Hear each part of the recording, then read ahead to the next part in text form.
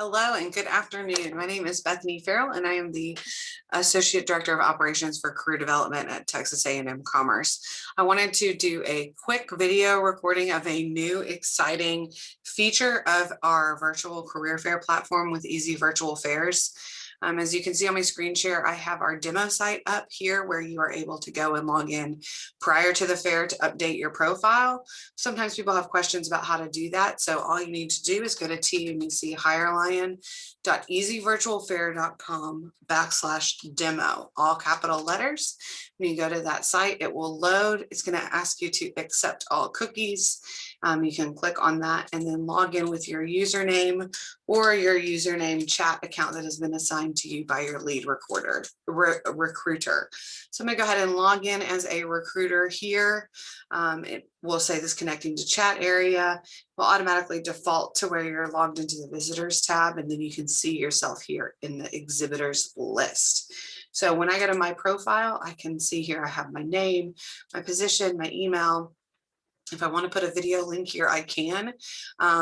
There's a new video chat component that we're going to be discussing today. If you want to use the embedded system, do not put anything in this link. You want to leave that blank so that when you go to chat with a student, it will pop up. So I am logged in on my cell phone as Bethany Farrell, talking to Bethany Farrell.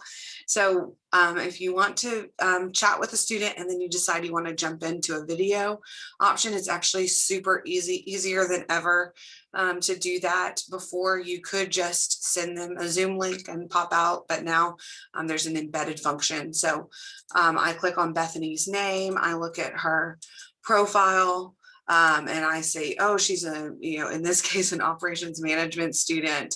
I maybe download her resume and look at that and realize, oh, I'd love to chat with this student. So I send Bethany a message and say, hello, my name is Bethany. I'd like to learn more about what you are seeking, or just sort of an introductory message. And when the student responds, you can say, would you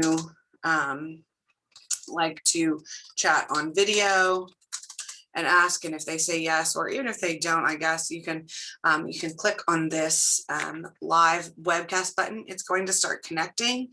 It is going to take just a second to connect. On the day of the fair, when there's a lot of people on it, maybe a little longer. So you can click to start video chat. And then you'll see your face. Hello, here I am. And then the student on the other end will also click to start video chat. And when they're doing it as a dim, he will figure out a way to mute themselves. And you will see that here they are, student, recording a demo of themselves, interviewing themselves. And you can have a conversation with them back and forth. If they can turn their camera on and off. If you're having camera issues, you can do the same here. I just was having obviously sound issues, so I went ahead and muted myself on both fronts, but I'm also talking to myself for the point of this. So, and then when you're done, you just click this X and it goes out of it. And the student will then see that you've left the chat once you're done wrapping up.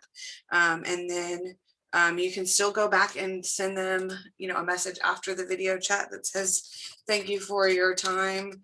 Please remember to email me. And then, give them your email address and put it in that chat box. And it is just that simple. So there's nothing to download. There's no additional things to add. The only thing that might come up is up here in your Google Chrome, which is the preferred browser. You may have that your camera is blocked, and so you may have to approve using your camera or approve using your microphone. But that's definitely something you can troubleshoot, and I am available on that Zoom call that was listed in the email all day long to help you troubleshoot it. And we'll be on there if you need any help. So it's an exciting update, and I think it's going to really increase your ability to chat with students, in